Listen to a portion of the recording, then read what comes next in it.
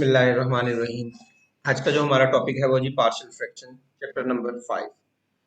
Interest point of view से अगर देखा जाए तो ये कोई खास इंपॉर्टेंट चैप्टर नहीं है, लेकिन फिर भी इसमें कुछ पॉइंट्स हैं जो आपको पता होने चाहिए। मतलब अगर कोई क्वेश्चन आपको आ जाता है तो किस तरह उसको अटेम्प्ट करना है। तो देखते हैं जी। सबसे पहले देखते हैं जी पार्शियल फ्रैक्शन की डेफिनेशन। पार्शियल फ्रैक्शन हमें पता है जी, एक फ्रैक्शन को हम एक, दो या दो से ज्यादा फ्रैक्शंस में डिवाइड कर दे उसे हम कहते हैं पार्शियल फ्रैक्शन।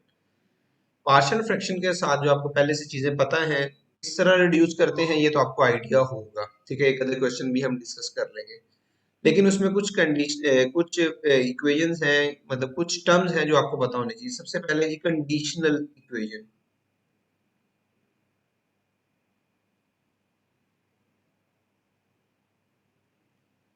कंडीशनल इक्वेशन के बाद आपको पता होना चाहिए आइडेंटिटी क्या है, इन दोनों में क्या डिफरेंस है, और लास्ट में रैशनल फ्रैक्शन।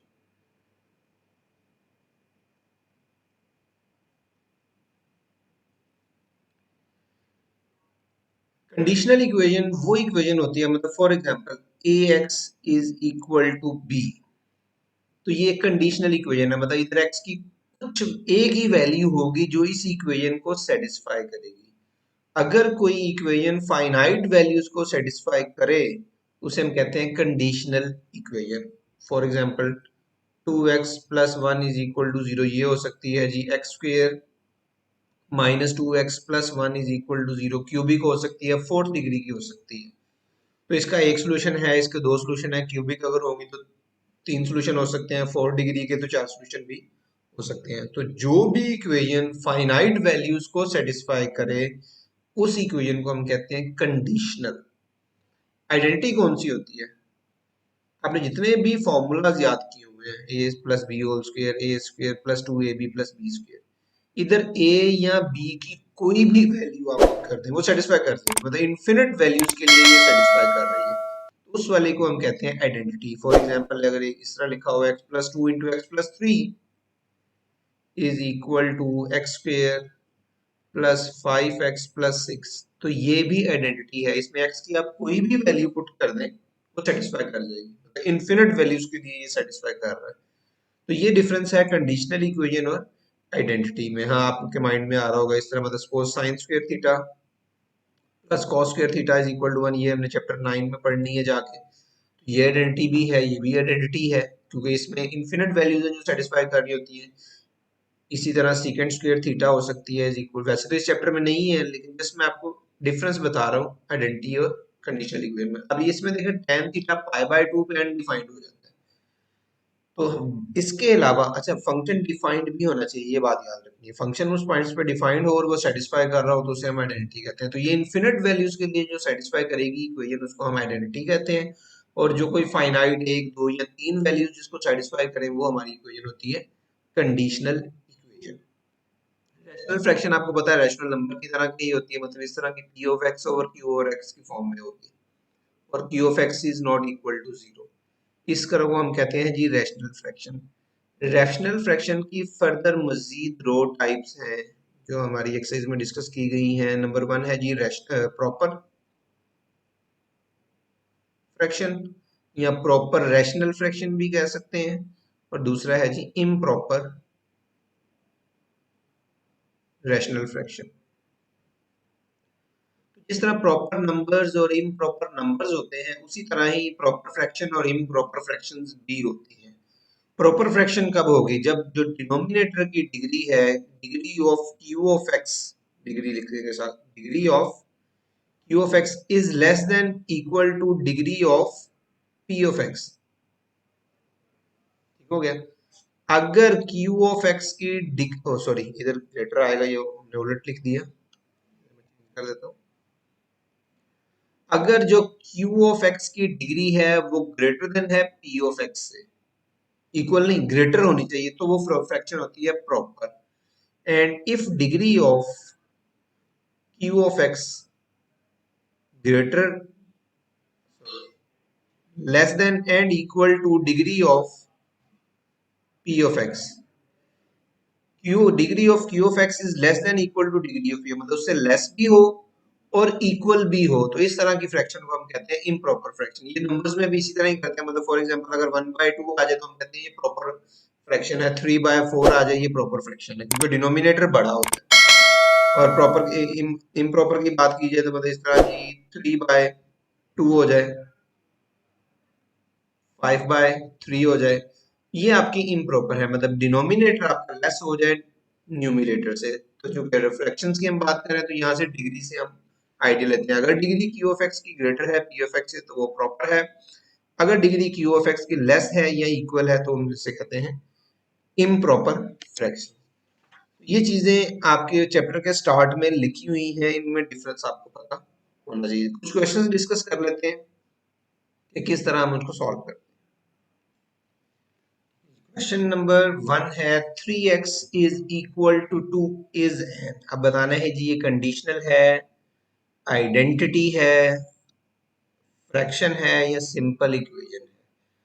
अब आइडेंटिटी उस वक्त होगी जब इनफिनिट वैल्यूज को सेटिस्फाई करेगी, लेकिन इसका तो एक ही सॉल्यूशन मिलेगा विच इज 2/3। तो ये कौन सी होगी? Simple conditional equation. हाँ इक्वेशन तो है लेकिन ये स्पेशल इक्वेशन है, कंडीशनल इक्वेशन है, ठीक है। अगर कंडीशनल इक्वेशन नहीं है तो फिर आप बी ऑप्शन सिलेक्ट कर सकते हैं। क्वेश्चन नंबर 2 में x plus 5 x plus 7 is equal to x square plus 7x plus 10, ठीक है। तो ये आपकी कौन सी है इक्वेशन? है कंडीशनल इक्वेशन है, आइडेंटिटी है या फ्रैक्शन है? अगर इसको मैं सिंप्लीफाई करूं तो ये दोनों साइड इक्वल ही नहीं है। अगर इस वाले को मल्टीप्लाई किया जाए तो ये हो जाएगा जी x square plus 7x plus 5x 12x plus 35 is equal to x square plus 7x plus 10। ठीक, आंख बंद करके नहीं कर देना कि ये सिंपल आइडेंटिटी है, क्योंकि वो साइड जो मल्टीप्लाई होकर 3 टाइम्स आ रही है, ठीक है। अब इसको सिंप्लीफाई करें तो एक्स स्क्वायर कैंसिल हो जाएगा, 7 इधर आगे माइनस हो गया, ये हो जाएगा जी 5x 35, इधर आगे माइनस 10 हो जाएगा तो माइनस 25 इज इक्वल टू 0। अब देखें ये इक्वेशन है, कंडीशनल है या आइडेंटिटी है? तो एक्चुअली ये भी कंडीशनल इक्वेशन ही है, ठीक हो गया जी। अगर ये दूसरी इसकी राइट साइड भी x square plus 12x plus 35 होती तो हम इसको आइडेंटिटी का नाम देते। क्वेश्चन नंबर 3 में लिखा हुआ है 2x cube minus 1 divided by Q of x will be an improper rational fraction. अब rational fraction if degree, fraction improper, improper में अभी मैंने आपको बता रहा था कि अगर जो डिनोमिनेटर की डिग्री है या तो लेस हो जाए, इम्प्रॉपर है ना, या इक्वल हो जाए पी ऑफ एक्स से, डिनोमिनेटर की डिग्री से। अब न्यूमिनेटर की डिग्री आपको दी गई है 3, तो डिनोमिनेटर की जो डिग्री है या तो लेस होगी 3 से या इक्वल होगी, लेस देन इक्वल टू 3 होनी चाहिए। तो देखते हैं जी, 3 पे इम्प्रॉपर बनती है, लेकिन जैसे ही 4 हो जाएगी तो ये तो प्रॉपर रैशनल फ्रैक्शन हो जाएगी। 5 पे भी प्रॉपर है, 6 पे भी प्रॉपर है, और हमें इम्प्रॉपर चाहिए, इसकी डिग्री क्या हो जाएगी? अगर डिग्री 3 होगी तो ये बन जाएगी improper.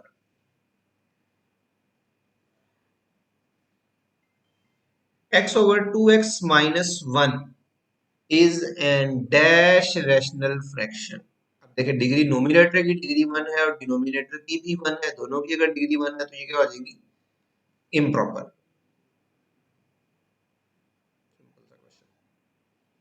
Partial fraction of this is, partial fraction करनी है, पार्शियल फ्रैक्शन के लिए हमें सबसे पहले ये प्रॉपर फ्रैक्शन होनी चाहिए उसकी, तब ये प्रॉपर नहीं है, इस वक्त ये इम्प्रॉपर है। तो प्रॉपर में कन्वर्ट करने के लिए आप इसको डिवाइड करते हैं, आपको याद होगा एक्स स्क्र प्लस 1 है और ये हो गया एक्स स्क्र माइनस 1 है, 1 से मल्टीप्लाई कर देते हैं तो एक्स स्क्र माइनस 1, इधर साइन चेंज हो गए, एक्स स्क्र कैंसिल हो गया तो ये 2 हो गया, तो 1 plus 2 over x square minus 1, ठीक है। तो इस तरह आएगा, तो हम इस वाले की फ्रैक्शन बनाएंगे, ये जो नेक्स्ट वाली टर्म है क्योंकि ये प्रॉपर में है तो ये 1 प्लस तो रहेगा, तो उसके दो फैक्टर बन जाएंगे, एक हो जाएगा एक्स प्लस 1 और एक्स माइनस 1। तो जब लीनियर फैक्टर्स होते हैं तो हम उसको लिखते हैं A over x minus 1 plus B over x minus 1। जितने भी लीनियर फैक्टर है उस तरह उसके ऊपर एक कांस्टेंट ऐड करते चले जाते हैं, ठीक है। तो 1 over A over x minus 1 plus B over x minus 1, ये हमें जो कि बीटा ऑप्शन में,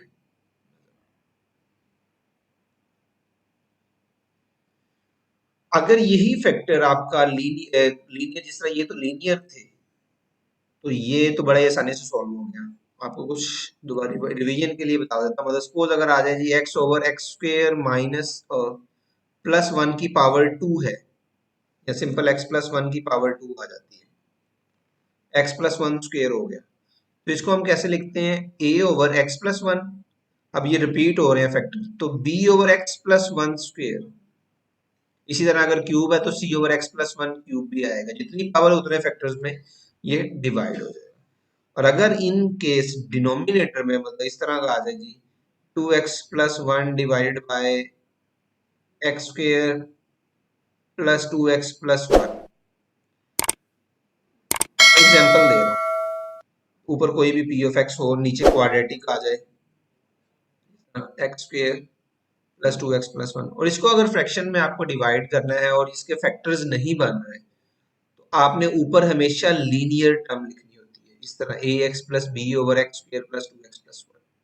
ठीक है, अगर नीचे लीनियर है तो ऊपर कांस्टेंट टर्म लिखते हैं, अगर नीचे क्वाड्रेटिक है तो नोमिनेटर में हम लीनियर टर्म्स लिखते हैं, लीनियर पूरी इक्वेशन लिखनी होती है। ठीक है, सब, लेकिन उससे भी पहले हम क्या काम करते हैं, अगर तो ये फैक्टर्स में रिड्यूस हो जाए तो सबसे आसान बात है, अगर रिड्यूस नहीं होते तो तब हम इस प्रोसेस की तरफ जाते हैं।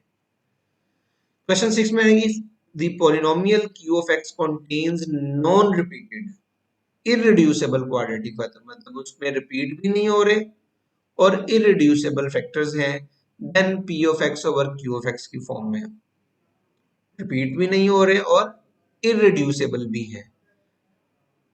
तो इस केस में हमारा क्या बनेगा, नीचे चूंकि क्वाड्रेटिक रिड्यूस नहीं हो रही तो वो हो जाएगा जी, ऊपर लीनियर टर्म आएगी, तो ना ही इसमें लीनियर है ना ही इसमें लीनियर है, इसमें लीनियर है और इसमें लीनियर है, लेकिन इसमें टर्म्स दी गई हैं इनफिनिट और इसमें टर्म एक ही दी गई है। तो आंसर जो हमारा होगा ये वाली ऑप्शन बन जाएगी सी ऑप्शन, क्योंकि उसने नॉन रिपीटेड कहा हुआ है, मतलब रिपीट नहीं हो रहे। अगर रिपीट हो रहे होते, रिपीट होने वाले मतलब उसमें नीचे कुछ ना कुछ पावर होनी थी, तो उस केस में हमारा फिर आंसर डी बन जाता। तो ये था चैप्टर 5, बड़ा सिंपल सा चैप्टर है, कोई इसमें ऐसी बात नहीं है जो आपको पहले से ना पता हो। ठीक है, बाकी इंशाल्लाह हम नेक्स्ट लेक्चर में डिस्कस करेंगे। Thank you very much.